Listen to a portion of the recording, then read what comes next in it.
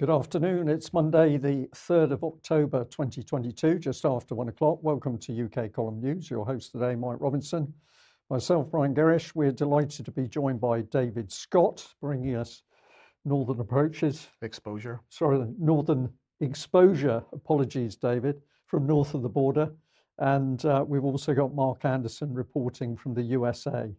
On Friday's programme, basically at the same time we started Friday's programme, Vladimir Putin was giving his speech over the claiming of the 4 territories in the Donbass.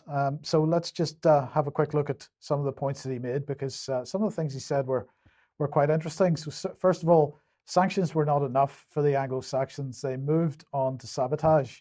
It's hard to believe, but it is a fact that they organised the blasts on the Nord Stream international gas pipelines, which run along the bottom of the Baltic Sea. In fact, they began to destroy the pan-European energy infrastructure. It's clear to everyone who benefits from this. Of course, he who benefits did it. What are your thoughts on that?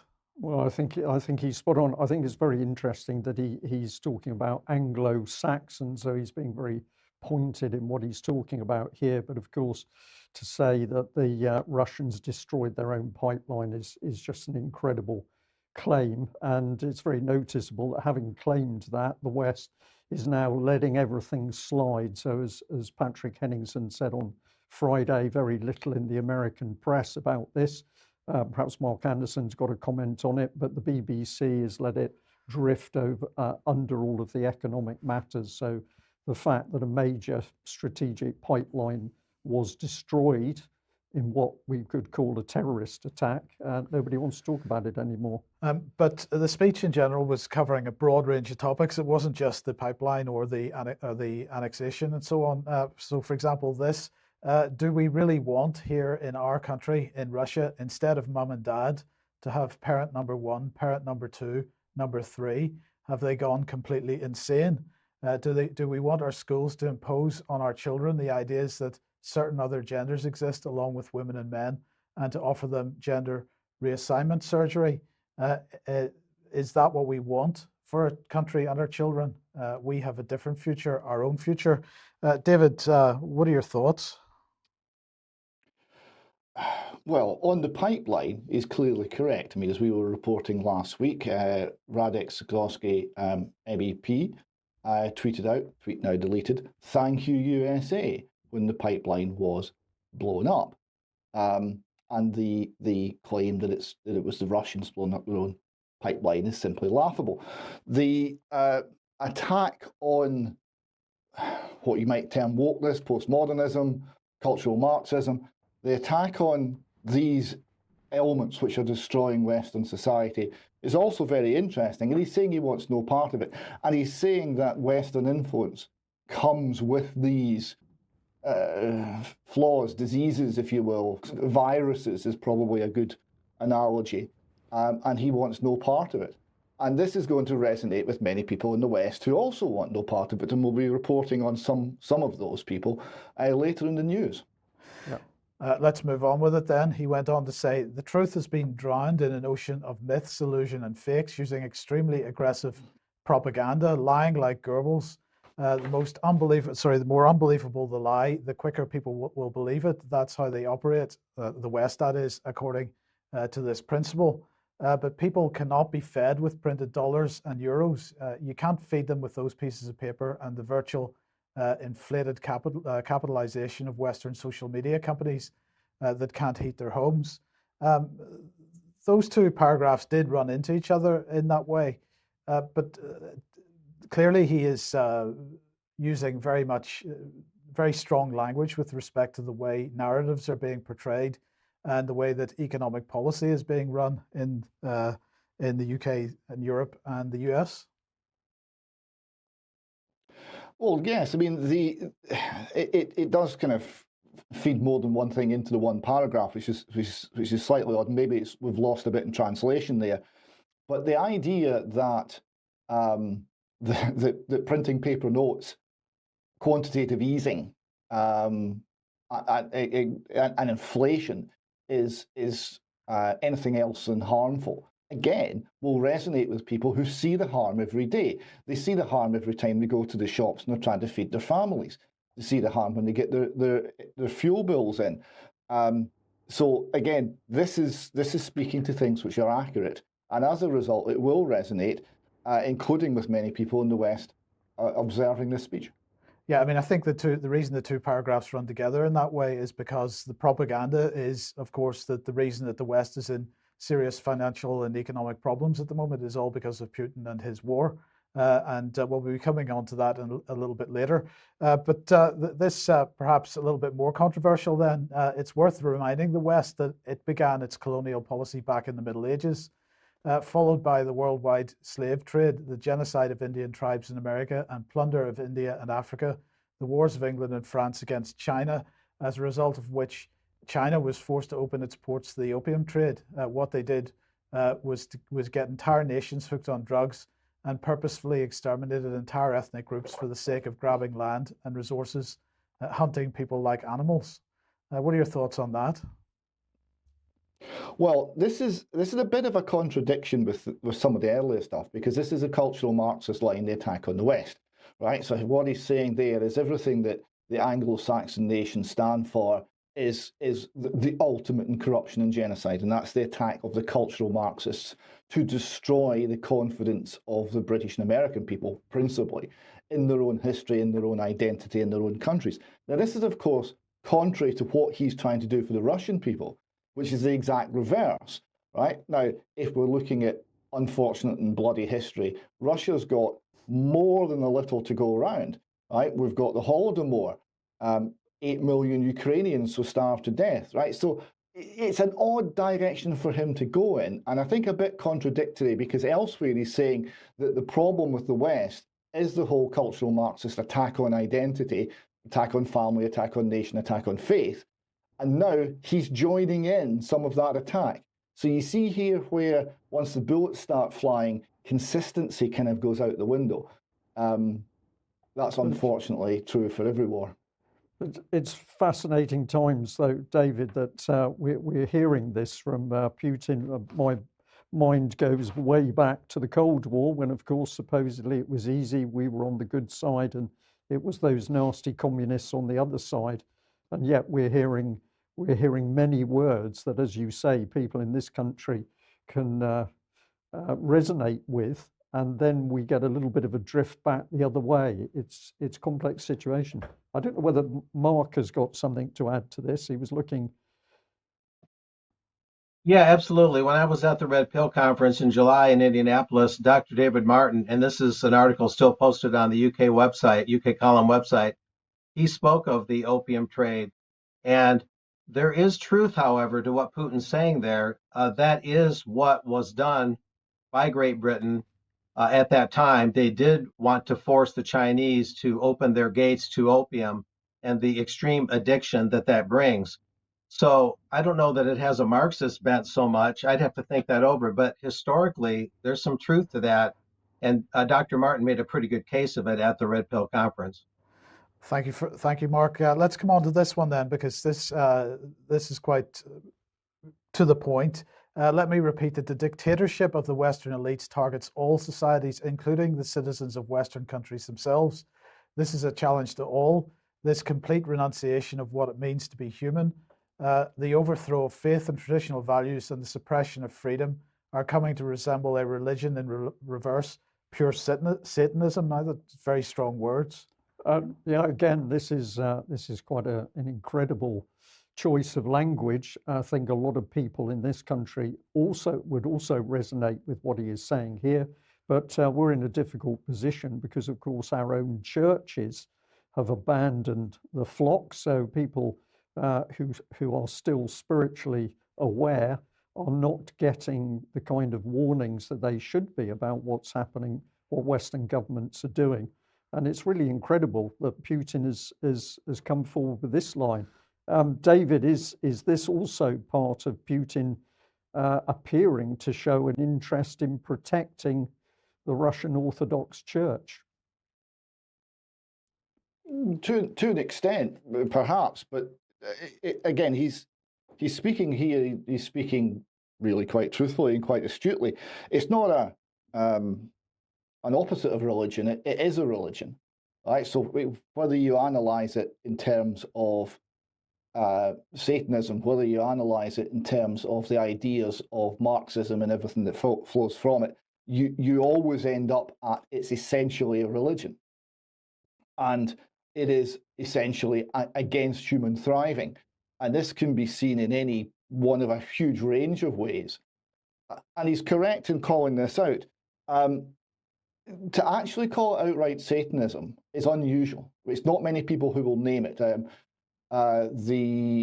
Stefan Molyneux, the now banned by most media philosopher in Canada, was calling out that socialism is Satanism and starting to explore these similarities.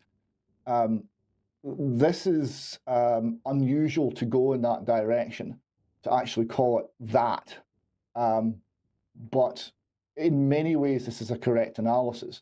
And the nature of Satanism is of rejection of everything good and destruction and deception. The key thing about Satanist religions is they operate based on deception. They never reveal what they are up front.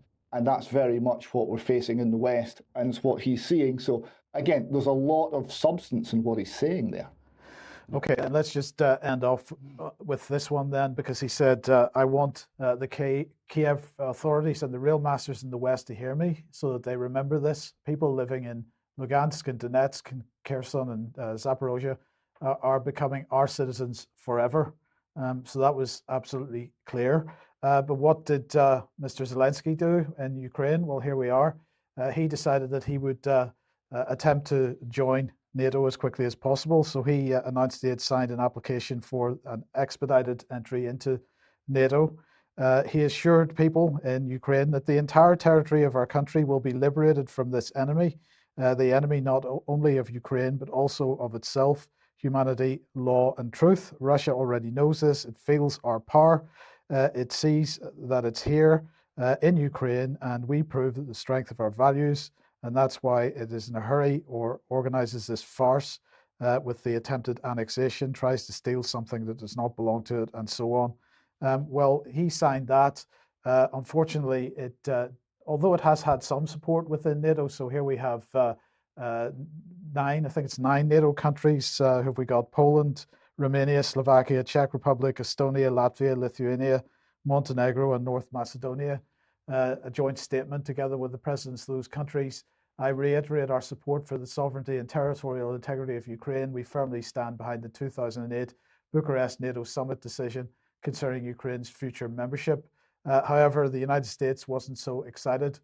Jake Sullivan, the National Security Advisor, saying the United States has been clear for decades that we support an open door policy for NATO. Any decision on NATO membership is between the 30 allies and the countries aspiring to join. Right now, our view is that the best way for us to support Ukraine is through practical on-the-ground support in Ukraine, and that process in Brussels should be taken up at a different time. So it didn't go quite so well for Zelensky, David, but perhaps there's movement in other directions. Just before we leave the Zelensky-Kiev front, there was one extract from the Putin speech that you didn't cover, and I think it's very significant. He's speaking to the Kiev authorities and the real masters in the West, and I think again that's a valid point. He said, we call on the Kiev regime to immediately end hostilities, end the war they unleashed back in 2014, and return to the negotiating table. We are ready for this, but will not discuss the choice of the people in Donetsk, Luhansk, Zaporizhye, and Kherson. That has been made. Russia will not betray them. So he's offering an end to hostilities. Okay, that's significant. Now, there's no sign that Zelensky's taking that up. I don't think that's the right decision. I don't think that's the right decision for the Ukrainian people. But there is an offer, and this is the first public offer we've seen in a long, long time, of peace talks. And what has there been in response from the West? Has there been anything positive from the West, from the Ukrainians of the West, in response to that? No, not a word. Quite the opposite, insightful policy. Yeah, and perhaps we can also add that, of course, Boris Johnson is now out of the picture, and Liz Truss is under huge pressure. So whether Zelensky feels that he's going to take advice from the British from now on is going to be very interesting. I say that because, of course, many people believe that it was Boris Johnson that squashed the previous peace talks. Indeed. So speaking of NATO expansion then, David, Finland and Sweden. Yeah, so here we've got a piece from the NATO Parliamentary Assembly, and in case you were wondering, Mike, yes, there are 8 Ukrainians there at the NATO Parliamentary Assembly, but they don't have voting rights. They're just there as observers for the moment. And they're reporting on who and when has endorsed the accession of Finland and Sweden. And you see 28 countries, starting with Canada on July the 5th, ending with Slovakia on September the 27th, have endorsed this move to include Finland and Sweden in NATO. There are only 2 holdouts so far, Hungary and Turkey. And here we have the Atlantic Council discussing this matter with their publication, The New Atlanticist. And they're asking when will Sweden and Finland join NATO? And they're commenting on this. And when they get to Turkey, they say the following. There are 3 considerations that influence the ratification of the Swedish and Finnish application. The first will be the action by the applicants to fulfil commitments made on Turkish security and counter-terrorism. The second consideration is the 2023 presidential elections, where Erdogan will want to avoid appearing too soft or hasty on accession. And the third is a potential Turkish military operation against the PKK in Syria.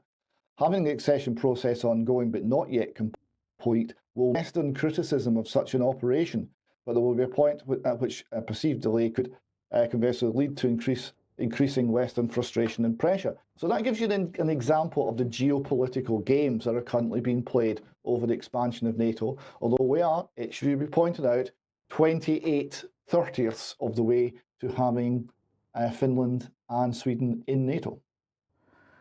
Okay. We wait to see. Well, Mark, perhaps we could bring you in here because you've got an article from American Free Press on the breakaway republics that are now part of Russia. Oh, yeah. This article is not telling you anything particularly new, but one point that it does make, and Paul Craig Roberts, a noted American columnist who, of course, was under Reagan's Treasury Department at one time when he was younger, he also says this, that now that these 4 regions have evidently voted to join the Russian Federation, now any Ukrainian attack on those regions would be considered an attack on the Russian Federation. That's probably the takeaway point, the best one from this AFP article in the latest edition. So that's rather worrisome, although I was a little surprised that the U.S. had such cold feet, as I'm hearing this morning, such cold feet on Ukraine joining NATO. They sound kind of tentative about it. I thought they'd be welcoming it with open arms, but they're not. So maybe that'll put a brake on this a little bit. But nevertheless, it's still food for thought, to say the least, that those 4 regions, if they're attacked by Ukraine, would now be evidently considered an attack on Russia herself. So that's a tripwire we'll have to keep a close eye on. Okay, Mark, thank you very much for that. And we're just popping this clip. It's from Sky News, using children in order to get the West propaganda out. And I think we should watch this clip thinking about what Putin actually has said about the use of propaganda in the West. Let's just look at what Sky is doing with these youngsters.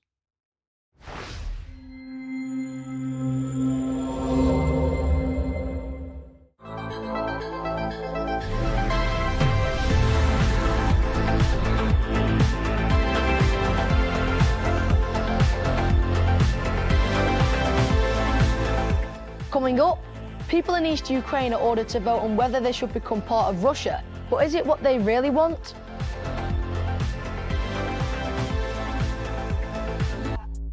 What do you think? Is this fake news or fact? For many Ukrainians around the world, the last few days have been a worrying time. Vladimir Putin, the president of Russia, who ordered the invasion of Ukraine 6 months ago, ordered votes to take place in parts of Ukraine that Russian troops are occupying. asking people if they want their town or village to remain in Ukraine or become part of Russia. A vote like this is called a referendum. There were reports that Russian soldiers were going to people's houses and watching them make their choice, so they might not have voted how they wanted to. That's so scary. Most world leaders are saying that the vote is illegal and that the results shouldn't be trusted. Zarina and her big sister Vika came to England because their city in Ukraine was bombed. Именно спасение людей на всех территориях, где этот референдум проводится. It makes me really angry when I watching videos like that. Является центром внимания. All of these events which are taking place here, the majority of them are fake. David, excuse me, David, I'll throw that one back to you. But to my mind, this is just raw propaganda. And how cynical can you get that you take youngsters who clearly have no concept of the complexities as to what's happening in Ukraine, and you use them in this very cynical way to help brainwash other children into believing what is being put out in this Sky product. That's a fair summary. I mean, children obviously are going to generate sympathy, so it's an effective propaganda tool. Just doesn't have much to do with the truth. Even the description there seemed to suggest that the voting was taking place in individual homes under the watchful eye of heavily armed Russian soldiers, not in polling stations, right? And this isn't the case. And we know from Vanessa and others there that there certainly was the appearance of free and fair elections, and a large turnout and a large vote. And it's always the case that these votes, when they're not endorsed by the West, by the deep state, if you like, in the West, are just ignored. I mean, even for example, the Irish referendum on the Lisbon Treaty, well, that was just ignored. You just have to vote again to get it right. Do it again. So these votes, these don't count. Other votes, they become the very definition of rightness, of righteousness, of truth, and cannot be gainsaid. And which it is, well, that depends on your political position. And this shows the hypocrisy that's being played out here. Hypocrisy backed up by propaganda. Yes. Yeah. Now, I suppose for this next section, David, we've got to give a health warning and do advise people that they could find what we're about to show extremely disturbing. But let's move on to Tony Blair. Yes. Now, to everyone, I'd have to say this is why the people in the UK call and get the big bucks. I watched this, so you don't have to. This is Tony Blair, Dictionary Foundation annual lecture. Now, actually, the Dictionary Foundation annual lectures, if you go to the website, there is actually a lot of good stuff there if you want to know what the great and the good and the deep state are talking about. There's actually quite a lot of useful information there, or some of it, like Tony, is a hard watch. So I've got just a small extract here from the end of his speech, basically to annoy Brian. What he said was, after all, what is motivating the brave people of Ukraine to suffer such heartbreak? To do it because they know freedom is worth fighting for. Their peril should awaken us to ours. The old assumptions have disintegrated, the world is moving at its own pace and it won't wait for us.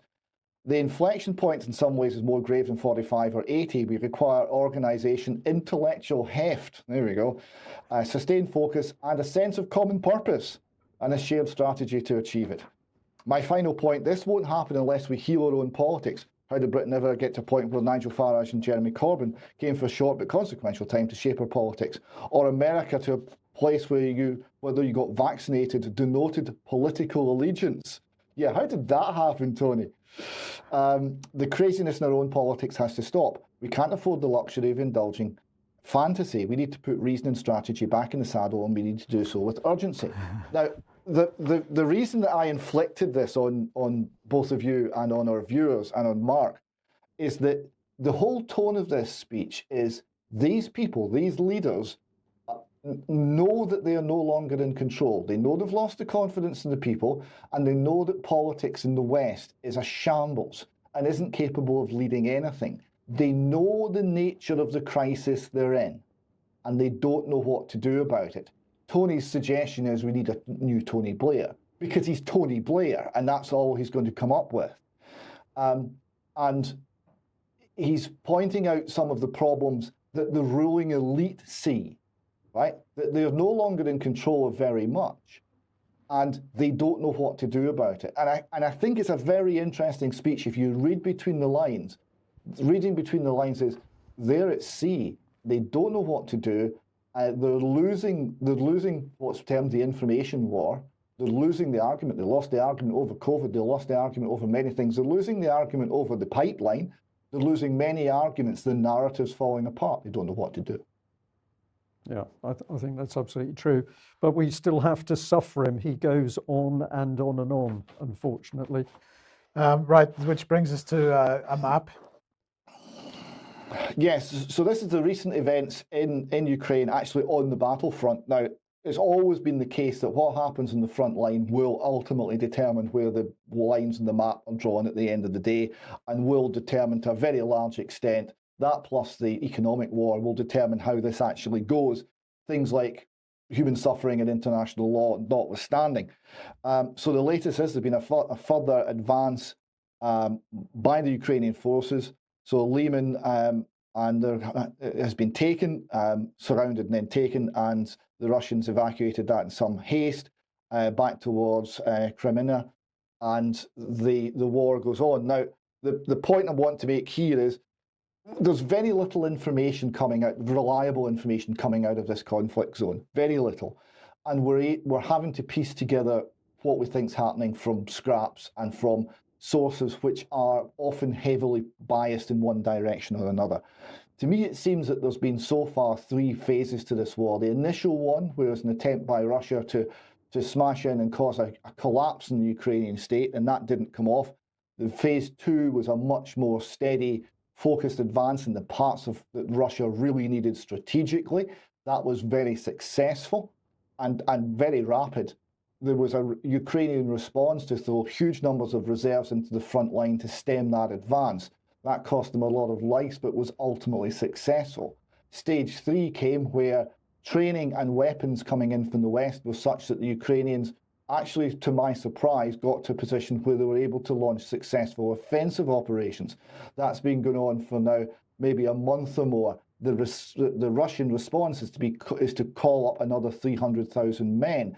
Stage 4 is going to be a winter war with all these additional Russian troops. If I was the Ukrainians, I wouldn't be wanting stage 4.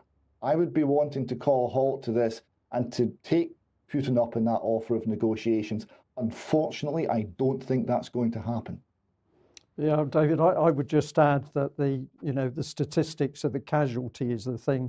Obviously, we in the West are denied truth about Ukrainian casualties, but all of the evidence coming in from the battlefield is that the Ukrainian casualties are horrific and increasing, because we're now down to relatively small units of men without air cover or proper artillery cover advancing, in these attacks on the Russians. A figure of 65,000 Ukrainian killed has been circulating. I believe there's some truth in that figure, but I wouldn't be surprised if it's not much higher. And that figure is for killed. That's not for killed and wounded.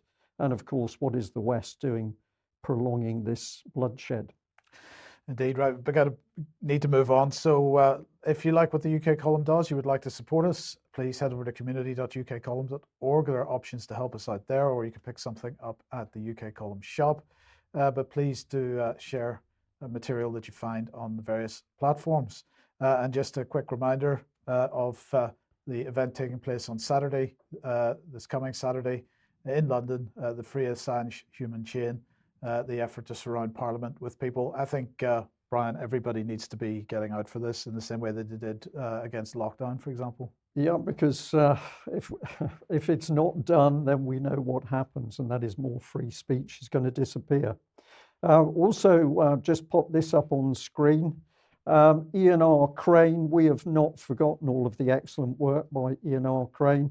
And of course, a major part of his life was standing up to expose and challenge the environmental disaster of fracking. That is now rearing its ugly head again. And so we're going to encourage people who've got an interest in the fracking agenda, and in particular stopping the mad destruction that it is. We need those fracking people to stand up and be counted again. And of course, ultimately, we need somebody with E&R Cranes standing in order to help drive through more common sense, I would say, to stop the fracking agenda. So if you're interested in the subject, watch out for others who are speaking out. And of course, there's a need for people to come together to produce some momentum to an anti-fracking stance. Where does that take us? Well, I think this takes us back onto you, Mark, and you've chosen some interesting stories from the USA here, and we're back on the subject of migrants. This is something which just does not go away in America, and I know that there are many people who are deeply concerned as to what's happening as a result of these policies in the States. What have you got to tell us? Well, the angle of this article from American Free Press in the latest edition is that the way I start the article out anyway is that the mass media cartel acts like it's a big surprise or news that they're finding dead illegal entrants, illegal aliens at or near the border.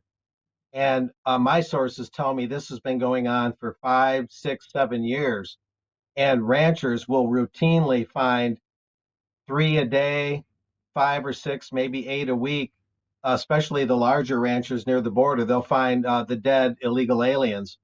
And they can't tell the authorities about it, generally speaking, the Border Patrol, the state police, et cetera, because oftentimes then those agencies look at the ranchers suspiciously, like, did you do this? Did you kill them?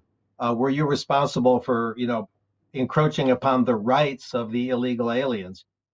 And so there's a lot of frustration down at the border among these ranchers, some of whom have good sheriffs that really want to solve the problem, but others have sheriffs that are part of the Texas state apparatus, and they're trying to play both sides of the fence on this, pardon the pun, and they're trying to sweep some of this under the rug. So the bottom line, however, though, is that there's been dead migrants found along the border for a long time. It's not really news in and of itself, but now this article also talks about the Darien Gap, which is some dense jungle between Colombia and Panama, where you go from South to Central America. And some Venezuelans, reports are telling us, are so desperate, evidently, allegedly, that they're trying to go through the Darien Gap, and many are dying there. And so what's perplexing is why so many people want to trek so far to go to the United States. The United States is not paved with gold. I've talked to people that have lived here a few years that came here legally and illegally, and they were rather disillusioned that it wasn't, the promised land or the Shangri-La that they were told. That being said, there's still this mad rush to get here by so many people.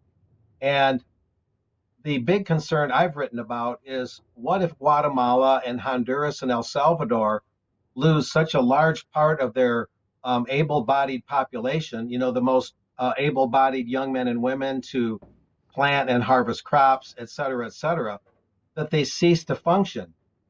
And the leaders, so-called like Mr. Biden, the misadministration in the White House, they never even talk about that. They never really talk substantively about having diplomatic relations with these Central American countries and asking them, what are you going to do about this? What are you going to do to stem the flow of these people before they ever leave your country?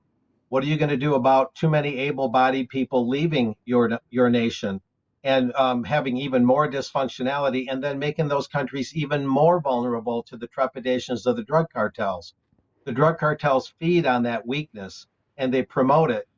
And then so many Americans like myself, especially those that live closest to the border, my best sources there, are just flabbergasted at this, that the American government and even governors like Greg Abbott in Texas don't do more to address international diplomacy and get to the bottom of those countries of origin, and why those countries of origin and their governments are doing nothing to stem the flow, and how they're getting through all the various borders and all the way here without Mexico intervening. So there's a, we talked about that intentional invasion a few times back that I was on UK Column. It's a really important new video about the situation at the border, and I understand it's being updated from time to time. I think it's just an intentionalinvasion.com if anybody wants to check it out.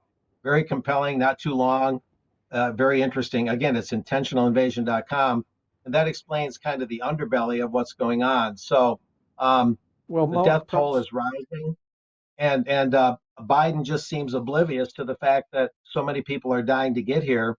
But people like myself want to know why. We want to know the deeper causes and effect of this.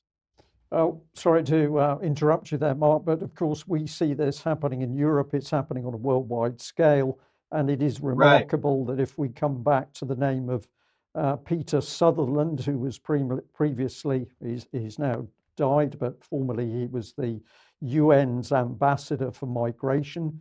He said that we need more migration to break down the homogeneity of nation states. He was very open in Exactly. stating this. And so when we look for the cause, we've got at some stage to look at policy within the United Nations. What fascinates me about this is how the narrative is portrayed in the mainstream press on both sides of the Atlantic. We see similar narratives in so many different areas.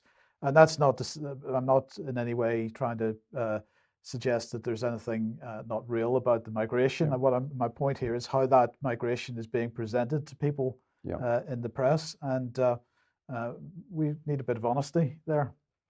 We need a lot of honesty. Well, Mark, give us some good news. You've got a title here, Free Speech Wins in Texas. Yeah, federal judge Andrew S. Oldham, Oldham, has ruled that the way social media companies are censoring information runs up against the First Amendment, excuse me, and he even called it an inversion. I repeat, an inversion of the First Amendment.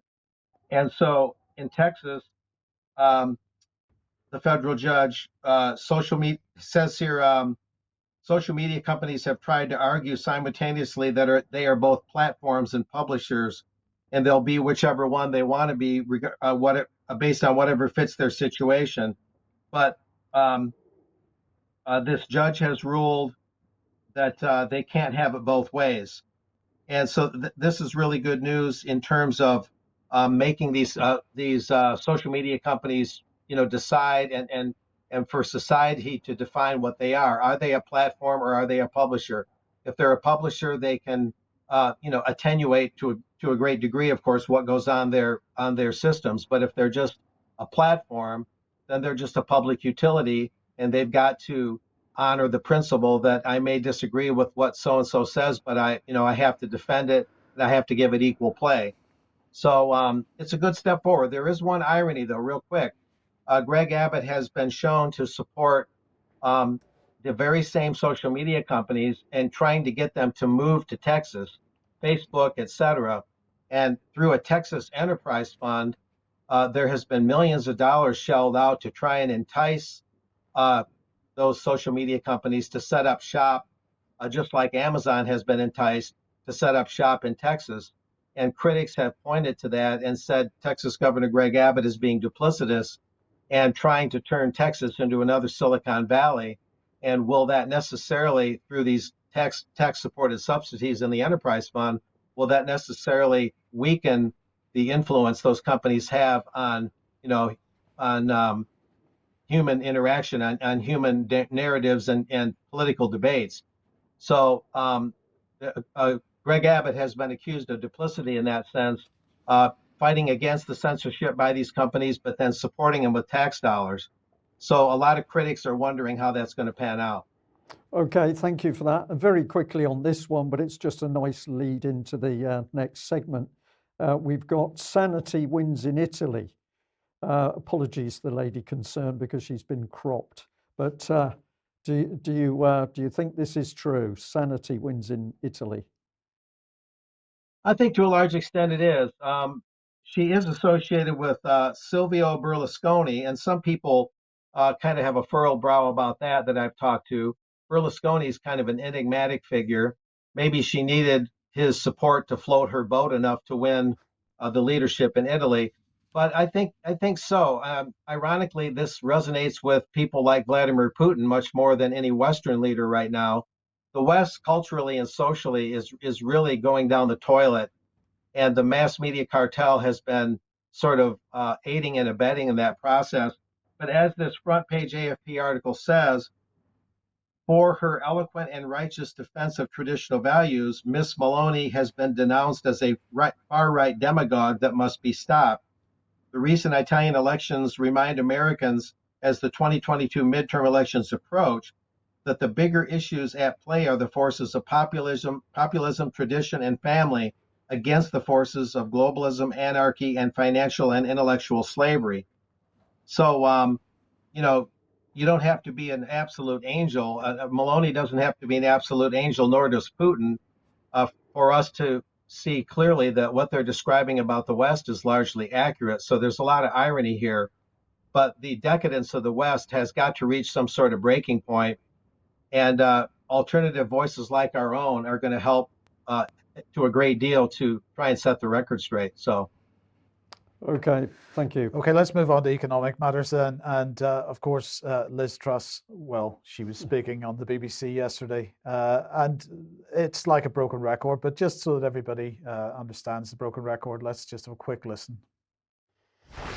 So I understand how worried people are, and I understand that people are struggling, and it's very, very difficult times.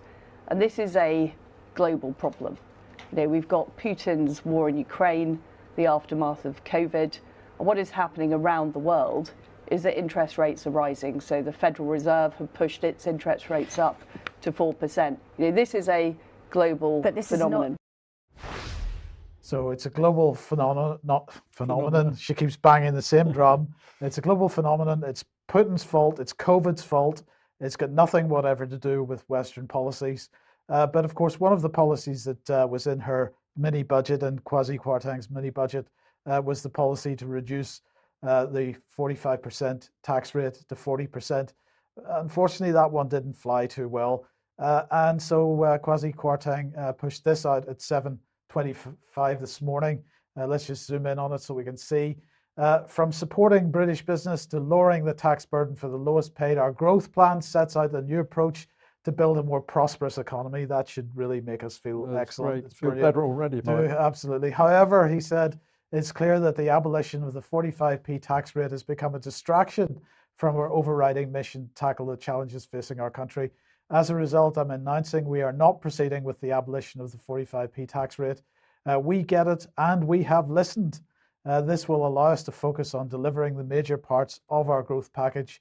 First, our energy price guarantee, which will support households and businesses with their energy bills.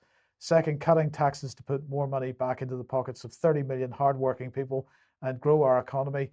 Third, driving supply-side reforms, including accelerating major infrastructure projects to get Britain moving. And David, I'm sure you're deeply impressed with that statement. Well, rule number one, I never trust anyone who says they get it.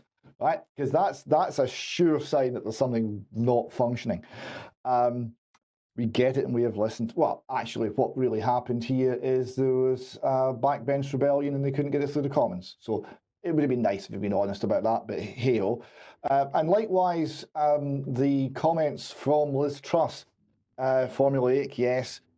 Obviously, someone in the spin doctor mode has decided that she's got to show empathy. So she's been given some notes on what empathy looks like, and she's gone off and she's said empathetic things. I don't think that works, right? Because I actually don't think the people who are genuinely frightened really want the leader to say, yeah, I know. Well, it's terrible. I don't actually think that actually calms anyone down. I think what you actually need in those circumstances is something, akin to leadership and maybe courage and maybe honesty. But these are dreams that I can have, but I can't see fulfilled. Do you think Michael Gove gave some honesty yesterday morning? Well, I've got a clip from Michael Gove now, as well as not trusting people who get it. One of the things I would suggest we have is that we've got a complex world. Economics is full of moving parts. geopolitics is very confusing. It's difficult to know how to navigate it. One shortcut to this is find out what Michael Gove thinks and then do the exact opposite. This advice is very good. It's so good, in fact, that sometimes Michael Gove follows it. We have an example. You're profoundly concerned. Yes, because there are two things that are problematic, two major things that were problematic with the fiscal event. The first is the sheer risk of using borrowed money to fund tax cuts. That is not conservative. And then the second thing is the decision to cut the 45p rate and indeed at the same time to change the law which governs how bankers are paid in the City of London. Ultimately, at a time when people are suffering, and you're quite right to point out the concerns that people have not just over mortgages but over benefits, when you have additional billions of pounds in play, to have as your principal decision the headline tax move, cutting tax for the wealthiest, that is a display of the wrong values. It sounds right now, if things carry on as they are, you won't be able to vote for these measures as a Conservative MP. The good thing, there are many good things in what Liz said, and I do welcome the broader points that she made about growth. Can you vote for it as it stands? But the critical thing is, Liz has acknowledged that with hindsight, with welcome hindsight, that mistakes were made in the preparation for you're Friday. Carefully avoiding my question about whether or not you'll vote for this in the House of Commons. Well, I don't believe it's right. So there we go. Michael Gove talking about right and wrong. So you've got to be on edge when you hear that. And his point was, well, using borrowed money to fund tax cuts is not conservative. Now, the Conservatives have been using borrowed money to fund everything for 2 years now. So it's interesting that it's the tax cuts that get it. Now, there is an issue here because there is such a thing as a Laffer curve. And for those who don't know what it is, we've got a little diagram here. And what it shows is that beyond a certain point of maximum revenue, the more you increase tax rates, you get less money in. And in fact, the point of maximising growth is to have much less tax. So if the Conservatives were actually genuinely going for growth, tax cutting is what they should be doing. They should also be cutting the size of the state, right? And maybe more on that shortly. Now, we have here some tweets from an account called Cut My Tax UK, people after my own heart. And they've illustrated, I've picked out just a few examples here of historical cases where cutting the tax increased the revenue. So we've got 1920s America. The tax rate for the highest earners was reduced from 71% to 25%. But the share of the tax paid by those earning the highest levels went almost doubled from 28% to 51% as the tax rates come down. In Canada, 1981, the tax was cut from 45% to 29% in 1990. The tax receipts paid by the top 10% of taxpayers went up from 29% in 81 to 45% in 92. And in Britain, the same thing happened. They cut taxes in the late 80s from 60 to 40. And that had come down from 82, I think it was, under Labour before. And the amount that the highest earners were paying went up massively, so much so that 1% of earners were paying 21% of the total tax bill.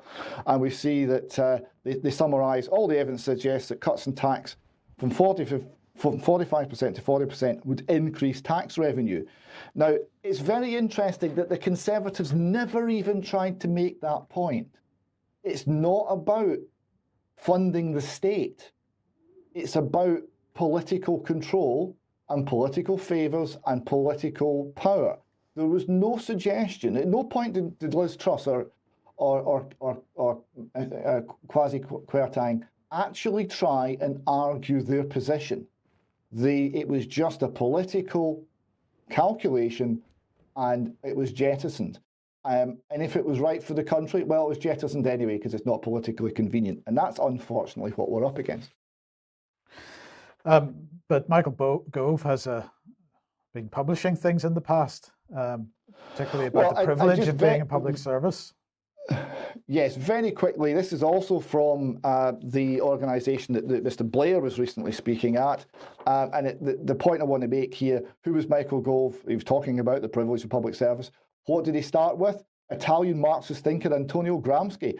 He defined our times. The crisis consists precisely of the fact that the inherited is dying and the new cannot be born. In the interregnum, a great variety of morbid symptoms appear.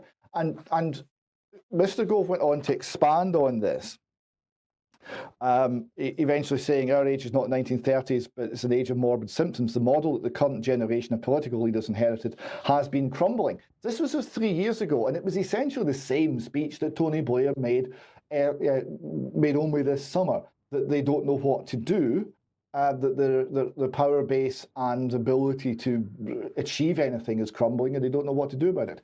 But the key point here is this alleged conservative was quoting Gramsci, the cultural Marxist, who advocated a long march through the institutions for a Marxist takeover of the West. It was a very strange choice by Mr. Gove, and illustrates perhaps where his influences really are. Yes. David, perhaps we should remember, having had Blair on screen, that Mr. Prescott at the time, Deputy Prime Minister, was in fact a declared Maoist. So we really do need to look deeply at the people who are in power. Now let's bring this on screen. This is from the World Economic Forum. This tweet, of course, no longer exists because it got a bit controversial, and I believe the article that's linked to it doesn't exist anymore as well. But this was the World Economic Forum's tweet: "You'll own nothing and you'll be happy." Now, this was published in 2016 in November, and also this tweet does still exist. So this is from December 2016. "Welcome to 2030. I own nothing. I have no privacy, and life has never been better," was what they were proposing at the time. Well, why am I bringing this up now? Because I just caught this article very quickly in Mail Online, and it just made me think of it once again. So John Lewis has launched dress for hire service because the cost of living is so bad that nobody can afford to buy dresses from John Lewis anymore. So now they're launching a dress for hire service. So customers facing a cost of living crisis can rent clothes for 3 weeks before returning them. So, David, that seems like World Economic Forum policy in one shot there. Well, what more can we say? When you say you own nothing, they really mean nothing, not even the clothes on your back. Yes. It's quite remarkable. Yeah. Okay. I'm just going to keep quiet because it's how do we report this stuff? It's not real. David, called to ban £50 note altogether to tackle criminal enterprises. So the attack on cash continues. Yes, Catherine Austin-Fitz was calling on everyone to use cash, and amen to that. Transpires many people will think you're a criminal. Well, at least Dr. Meredith will think so. He argues that high-value cash, like £50, we used to have £100 notes in Scotland, we don't have those anymore. £50 notes are widely used by drug lords and tax criminals, and do more harm than good to the economy. So he's a senior lecturer at the University of Glasgow's Adam Smith Business School. And if you're very quiet, you can just hear Adam Smith turning in his grave. Dr. Theodore Koumerides specialises in law and economics, focusing on crime, inequality and poverty, and believes the high denomination note does more harm than good. It's not the first time scrapping currency has been used to curb crime. Central banks across Europe agreed to stop issuing €500 notes with that objective in mind. The good doctor told STV News those who carry a pack of £50 notes may have a purpose that is not within the legitimate or formal economy. So there you go. If you carry £50 notes, Brian, you're suspicious. Sooner or later, we should phase out the £50 note, and I go as far as saying the £20 note too. By banning them, we will make it a bit harder for the smugglers, drug dealers and human traffickers out there. Cash plays a role in facilitating the information functioning, flourishing of the dark side of the economy. So there we go. If only the government knew your every move, then all badness would melt away and everybody would be happy. Utopia would emerge. It's only the £50 note, the £20 note, and your ability to have any freedom that's stopping this happening, Brian. But David, this is a problem because in a few weeks' time, what a Mars bar is going to cost £50. So what are we going to do at that point? Well, it may be self-correcting. Yeah, it may be that inflation will solve the problem for us. Well, David, I wouldn't be too cynical because we don't have to worry because the bankers are going to solve the problems for us. All we have to do is just exist and everything will be provided. Now, a lot of people contacted the column because they were very impressed with the clips that we're going to now show, which is Neil Oliver from GB News talking about banks.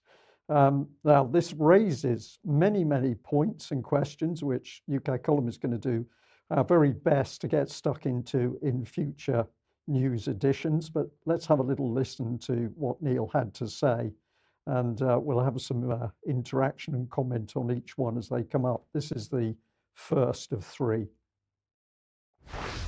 I want to tell you a story about money. To be more specific, I want to tell you where money comes from. The truth of which most people are unaware is that money is created out of thin air. Furthermore, every single pound, dollar, euro, yen, and all the rest is created out of thin air by unelected, unaccountable bankers who meet in total secrecy and profit always from their actions. Let's imagine you want to borrow £200,000 to buy a house. When you go to the bank and ask for that money, the banker doesn't give you existing funds, cash from a drawer, for instance. Instead, he creates that £200,000 out of nowhere, money that previously didn't exist. That money is not backed by anything real, no gold or anything else. It's conjured out of nowhere and exists now only because the banker says it does.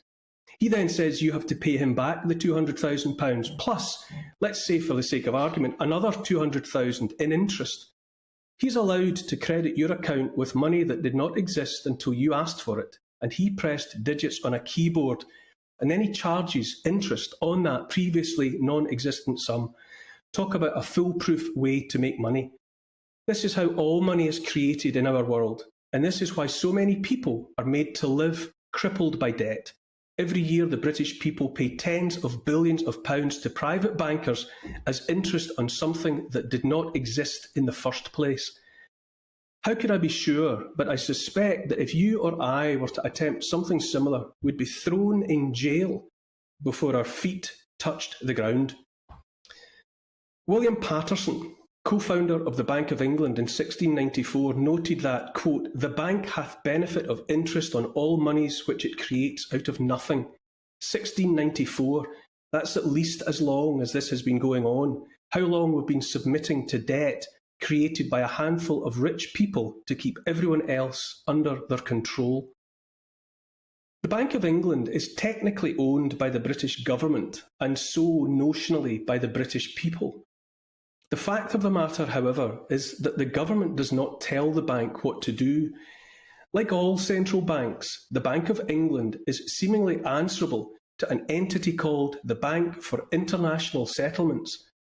The B.I.S. is run by more unelected, unaccountable, secretive people over which we, the British, like all people in the world, have no say and no control. Well, I want to say, first of all, that I think he had tremendous courage in actually putting that piece out, because he's getting into some areas which clearly mainstream media, as it's still called in some places, is really prevented from delving into the banks and how they work. The clip has also prompted a lot of discussion inside UK Column, and we're going to do more, as I say, in coming editions to talk about this. But just first of all, David, what's your reaction on the fact that we're talking about money created out of nothing? Well, this is a vital point that people have to understand. And to illustrate why that's right, when you go to a bank and you get a loan, you get a bit of paperwork and it says about your loan or words to that effect. It doesn't say our loan, it says your loan. And banks don't make mistakes like that. They mean it. It is your loan. You're borrowing from yourself. That's why there's only one signature. When you sign the contract, if you sign a contract with another party and they're giving you valuable consideration and you're agreeing to pay for it, both parties sign the contract. When you sign for the bank loan, you sign. No one else signs, you sign. Because essentially you're borrowing it from yourself. And it's the security that you offer that creates the money. So thin air is how I would typically characterize it as well. it's not exactly that. It's not exactly thin air. It's the security that you create that actually creates the money, but it's the banking system that does it. Neil Oliver's quite right that if you and I did that, that would be called fraud, counterfeiting, and we'd be arrested, but the banks have a special privilege granted by the state to do just this. And of course, it's in the interest of the state because the state is the biggest borrower. I wouldn't quite agree with the relationship between the banks and the central bank and the Bank of International Settlements. And I think the role of the government is far bigger than Neil was suggesting there. But very interesting points. And the core idea here, which is that when you go and make a loan from the bank, they're not giving you something they already have. They're giving you something that you create with your own signature on the paperwork that didn't exist before and was created out of nothing. This is part of the mystery of banking, and it's a weird and wild world indeed. Indeed. Well, I know Mark is itching to come in on this, but I'm just going to play clip 2, and Mark will then bring you on for some comment. Let's have a look at the second part of the clip. Sorry. Most people have never even heard of the Bank for International Settlements, but it's housed in a great glass tower in Basel in Switzerland. It is the B.I.S. that oversees the making and flow of well over 95% of the world's money supply, via, to name but a few, the Bank of England, the US Federal Reserve, the People's Bank of China, the Central Bank of the Russian Federation, and the European Central Bank. It also influences a host of other smaller central banks, including in unstable and failed states like Afghanistan and Libya. We need an honest and open conversation about banks, all banks, and about another way of doing things, a way of potentially freeing the people of the world from the yoke of debt placed across their shoulders by secretive, unaccountable, profiteering private bankers. It may or may not offer the solution to our woes, but I believe it's time now to talk about it, and more importantly, to invite more people to understand what banks actually do and how they do it. If you don't trust me, how about Thomas Jefferson, founding father and third president of the United States, who said, "I believe that banking institutions are more dangerous to our liberties than standing armies. If the American people ever allow banks to control the issue of their currency, they will deprive people of all property until their children wake up homeless on the continent their fathers conquered. The issuing power should be taken from the banks and restored to the people to whom it properly belongs." The Federal Reserve in the US was created at Christmas time 1913, when most members were away for the holidays. By means of the Federal Reserve Act, all control over money creation was removed from Congress and given to the Federal Reserve Corporation, a private company controlled by bankers. All this despite Article 1 of the US Constitution, which declares, "Congress shall have the power to coin money and regulate the value thereof." Federal was added to the name to trick the people into thinking they, via Congress, were in control. Not anymore, not since that Christmas of 1913. So there we have it a little bit more.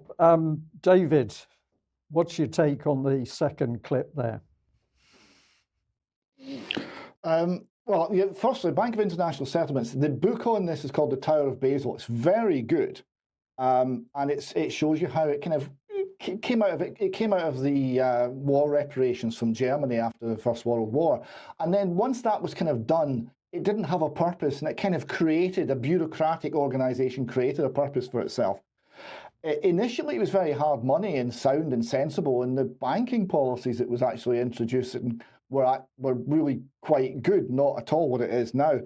And it changed over the years and morphed into something else.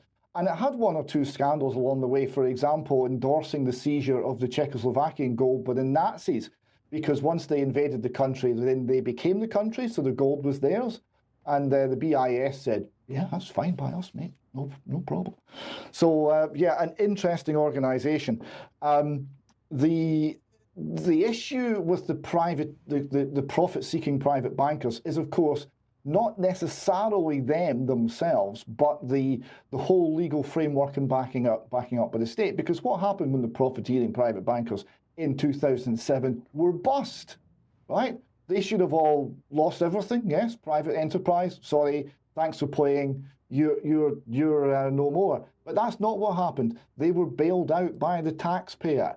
So it's this interaction, and of course, once that's done all restraint is really gone, because there's now an acceptance that whenever there's a problem, and we've seen it just in this last 2 weeks, whenever there's a problem, the central bank will come in, they'll create money, they'll buy government bonds, they'll inject money into the country, into the economy, they'll do quantitative easing, they'll create money, and the creation of money will fix things, and the central bank will look after you, and it will all be backed by the state. This is the kind of strange inflationary world that we're in, and there is no accountability left for the banks because it's all underwritten by the taxpayer.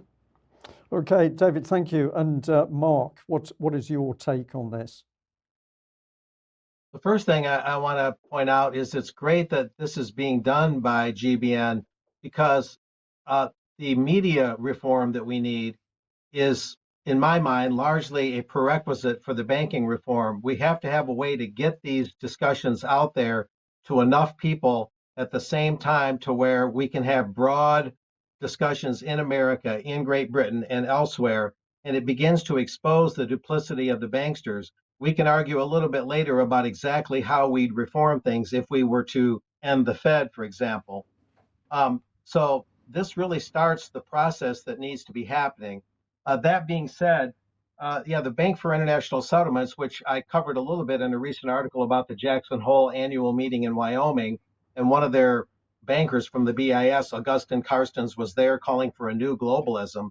That bank is an enigma, if there ever was an enigma. We have to have a lot of demystifying as to what the B.I.S actually is. What does it do? And that's something that even some of the most learned monetary reformers I've talked to are not real knowledgeable about. So one thing that UK Column can do, among others, is look harder and deeper and longer at the Bank for International Settlements. I'd also add something too, what I've learned, and it kind of complements what David was saying about when a bank makes a loan. Not only are you the one creating the loan, and they don't use their depositors' money, nor do the banks use their assets to fulfill that loan. The loan is also an asset to the bank. It's entered as a demand deposit account, and it becomes an asset because you're paying interest on it, and you're collateralizing all your property, your land, your house, could be your automobile, depending on what the loan is for. Is it a mortgage? Is it an auto loan? Whatever. But you're pledging your assets against that loan. So the loan is an asset to the bank because it's an interest-bearing loan, and they're on the receiving end of those interest payments. But of course, it's a liability to everyone else. And this is admitted in books like Modern Money Mechanics that are published by the Federal Reserve. And some of the monetary reformers I've worked with over the years as a reporter have shown me the books from the Fed, and they very clearly spell out and admit what they do. And if anyone else did it, it would be considered a crime, basically, and you'd go to jail for a very long time. And so, and the money born out of thin air thing, what Jefferson said, I think, delineates that point the best. And this commentator talked about Jefferson. Jefferson talked about that money needs to be a public issue, and other people around his time talked about that. If it's created from thin air, that's not necessarily the problem. The problem is the interest-bearing nature of it, the debt-based part of it. And under the U.S. Constitution, anyway, under Article 1, as was alluded to, the Congress should, and I know that sounds counterintuitive now because Congress is a pretty sorry institution at this time, but the Congress, at least in principle, should be deciding the terms of money entering the economy, not the bankers, because the amount that the bankers put into the economy is based largely on their own calculations, their own needs. But ideally, or at least theoretically, the people's house, the Congress, is supposed to put the amount of money into the economy and the terms for doing so based on the people's needs, not some private consortium of bankers. So Yep. they would maybe line up the amount of money with productivity levels to make sure, kind of like a motor, right? You have to have the right amount of oil in the motor, not too much, not too little, so the motor runs properly. Or a hot air balloon. If it's too inflated, it floats too high. If it's deflated, it hits the ground. So you find the happy medium. Mark, So Mark. I'm just going to cut in slightly because we're watching the clock, and you've mentioned the Bank of International Settlements. We've anticipated your needs, so we've got a little bit to talk about them. But before we do, the third very short clip from Neil Oliver, where he was talking about the Bradbury. And I'm going to say I've got a soft spot for this particular subject because it was really the subject that started me on my journey to understanding at least something about the money supply system. And we know that a great many people from very early days in the UK column have done a huge amount of work on the banking system. And a lot of that has been predicated on having a look at what the Bradbury pound actually was. So let's have a look at this last little bit from Neil Oliver, where he's talking about the Bradbury. But by 1914, the Bank of England had already been involved in dodgy dealings, creating money out of nothing. And there were far more banknotes in circulation than there was gold in the vaults to honour them. If everyone tried to get their gold out at once, such a run on the bank would have been catastrophic. At a stroke, Britain would have lost its ability to pay for the upcoming war. The bankers ran for help to the government and to the Chancellor, David Lloyd George. The August bank holiday was extended by 3 days. An act was rushed through Parliament, and when the banks reopened, people were offered a new kind of treasury note, issued not by the bank, but by HM Treasury, in lieu of their gold. Since the first batches bore the signature of Sir John Bradbury, the then permanent secretary to the Treasury, the public nicknamed them Bradbury Pounds. Because each was backed by the wealth of the nation, the familiar strapline about a promise to pay the bearer on demand was unnecessary and therefore absent entirely. The people accepted the Bradbury Pounds, trusted them on sight as cash they could see and hold and spend as they liked with perfect confidence, and the banks were saved from certain collapse. It was sovereign money, underwritten by the wealth of the nation, and perhaps most valuable of all, by the creativity and potential of the people of that nation. Well, there we are. Now, David, we are very short for time, and I do want to finish off with coverage on the Bank of International Settlements, because still many people have never heard of this very, very powerful bank. Neil Oliver went on to say some other things, and he was particularly keen to say that basically it was time that we started to investigate the banking system. There were a lot of questions to be asked if we were going to get to the bottom of how things worked. So I just want to stress that, because he did go on to say some other things. The Bradbury pound, I've admitted, kick-started my own interest. You have some concerns over the exact phrasing that he's used in the piece to camera. Just very quickly, take us into a little bit of the Bradbury. Yeah, so what the Bradbury was essentially quantitative easing, 1914 fashion. And it introduced extra money. Now, there was particular quirks about there, because money at that point was gold, and gold sovereigns were circulating, and gold sovereign was £1, not 380 as it costs now. And the smallest actual paper note was 5, which is equivalent to about 400 quid in normal money. So if there was a run on gold, there simply wouldn't be enough cash to pay wages and generally grease the wheels of the economy. So that was the worry. There was also huge pressures on all of the main banking institutions. So what the Bradbury was a form of quantitative easing. And it was introduced along with huge capital controls, closing down the stock market, massive bailouts. The government, the Treasury, took from the banks all of their non-performing debt, because they had a lot of international debt from countries that were at war and couldn't repay. So all of these loans were now threatening the liquidity and survival of the British banks. So all of those loans were taken on by the government. people will start to recognise this. It sounds like 2007, 2008. So there's an awful lot to learn from the 1914 crisis. The idea that it was backed is one I would question, because it was there to basically allow the government to get the gold, and it was given as an equivalent to gold. Now, the people never got their gold back, because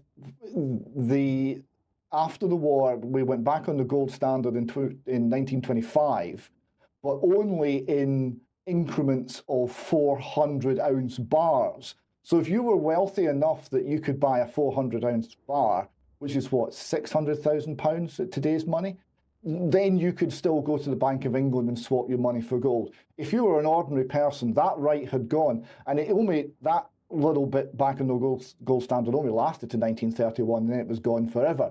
And when the final link to gold went in 1971, when Nixon closed the gold window, that's when we saw the pound run away. If you compare it to gold, it had gone from £4 odd an ounce to £16 an ounce in 1971. It's now nearly 100 times that. So the actual value of our currency has been eroded hugely. And it's this sort of inflationary nature that's a concern. But nonetheless, it's very interesting areas. We were talking about this last night. We're summarising that there's three ways of getting money into the economy. The banks can create it, the government create it, or we can create it, the market, the people, and that's usually a commodity-based money. That's where I think the solution lies. Other people may have a different view.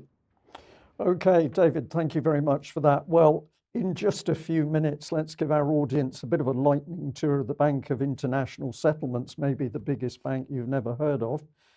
So their annual report is a great place to start. And something people will notice when we look at the total comprehensive income there, up at 918.1 million. So there's definitely things coming in, but it's labelled as SDR, special drawing rights. Now, I haven't got time to go into that at the moment, but let's just have a quick look at the bank itself. Here's Augustine Carstens, who I think Mark Anderson mentioned a few moments ago, and you can read the foreword here yourself if you freeze this, where he's talking about how well they're doing and how well their interaction is going with the other central banks. Now, the B.I.S. comprises memberships of some 63 other central banks, and we should run a little video here so that you can actually see who all those banks are. And what you quickly come to realise is that the B.I.S. has got its tentacles in countries across the world. This is an immensely powerful organisation, but as we will see, it's very secretive. But there we are. There's the list of the banks taking part in the B.I.S. System.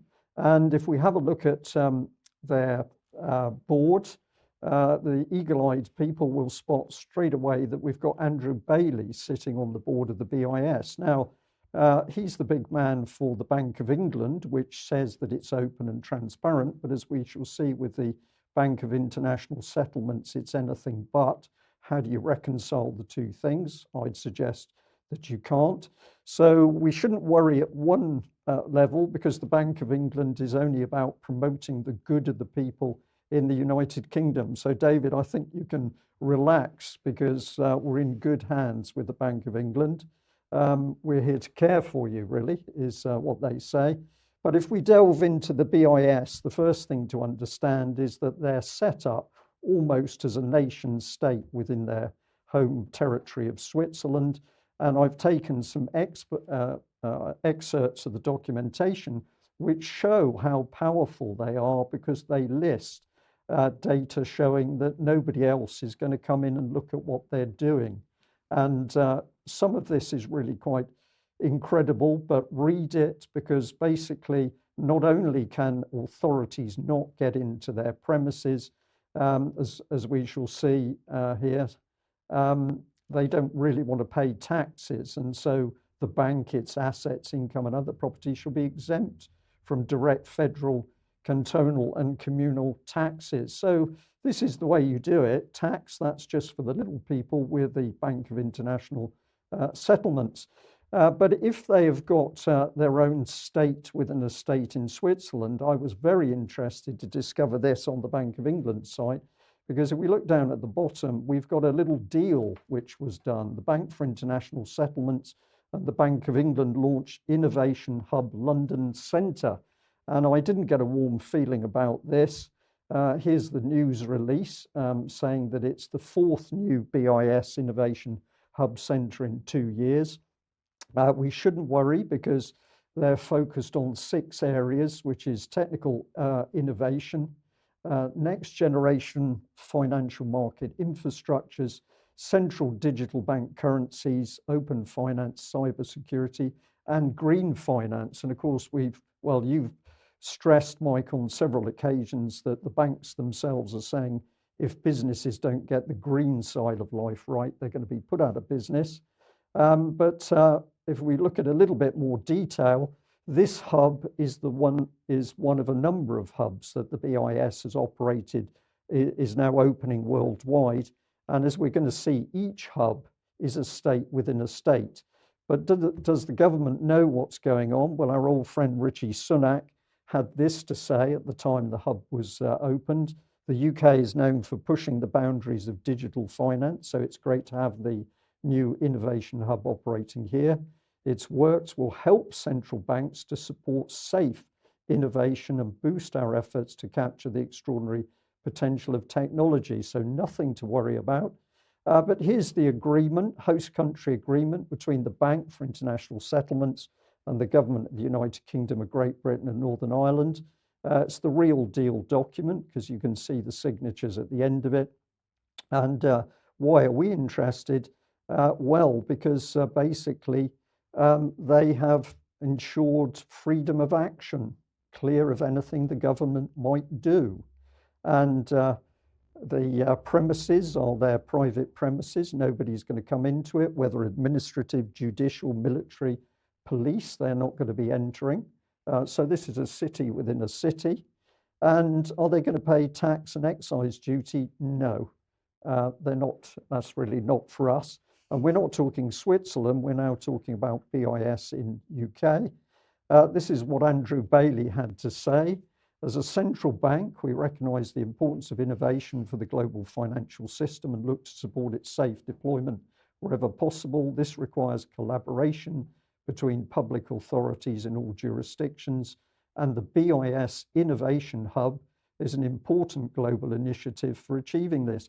So Andrew Bailey claims with one hand that he's open and transparent, with the other hand, or the other part of his body, he's sitting on the B.I.S. board, which is anything but transparent, and is also going to close its doors to authorities in UK. So if you want to know what they're really up to, this is something which Debbie Evans discovered. Here is the B.I.S. Bulletin on Health and Privacy, Technology to Combat the Pandemic. And here is the editor of this particular bulletin series, a Korean gentleman. But what are they looking at? Well, they're starting to look in who is controlling data.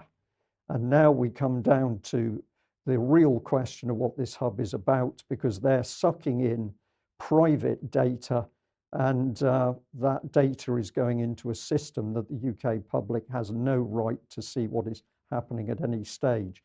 So I'm going to end on this one, Mike, which you had up a couple of days ago, because if people have got concerns about the Bank of England, and I certainly think that they should have concerns, then we probably need to get involved with this public debate. Yes, that particular public debate was taking place in Edinburgh. That event's passed, but there are other events around the country, so that link is still valid. Please do go and have a look at that, and maybe people would want to go and ask some questions about the Bank for International Settlements, for example. And the relationship with the Bank of England. Yeah. And lastly, we'll just say, where does this go? Well, of course, this moves us on to the World Bank Group. And what is the World Bank Group interested in? Behavioural science around the world. On the right of your screen, you've got the countries that they've been looking into. And of course, they're now realising that the use of applied political psychology is something where they can manipulate populations in countries anywhere around the world. And certainly if you're B.I.S. and operating as a private state, the public is not going to know what their real agenda is. We're going to have to end there, I think. Yes. But we've got some interesting little memes to show our audience. Well, just a couple of final slides here. The first is from Bob Moran, of course, and he's got some graphs there with the Matterhorn and Kilimanjaro and Everest. And then the biggest mountain on the entire planet, of course, is the evidence of vaccine harms. Absolutely correct. And David, what's Russia investing into? Yeah, so this is Russia invested billions into Nord Stream 1 and 2. And you see the clown starting to put on his makeup. It's then sailed undetected all the way to Poland, and the clown's makeup's getting complete. Exactly where the US Navy was testing underwater drones days prior, and on goes the funny hairdo, and blew up their own pipeline, and we are now fully in clown world. And then finally, a small book. I would recommend this for every home. It's a book entitled "The Government Means Well for You, Media Tells You the Truth, and Big Pharma Wants You Healthy, and Other Fairy Tales for Naive Adults." Yeah, brilliant. Excellent. Well, we've run on for quite a long UK column news today. I think it was worth it. We've covered some really important subjects. So thank you, David and Mark, for joining us. We'll have to end there. But before we go, I'd just like to say, during the news, we've had a guest in the UK column studio with us to have a look at how we do things. This is wonderful. We're able to do this sometimes for people who are showing an interest in what we're doing, but welcome. Okay, we'll end there. Thanks. Back in a few seconds for some extra. Okay, back in a few seconds for extra time. Thank you, everybody, for joining UK Column News today. Bye-bye.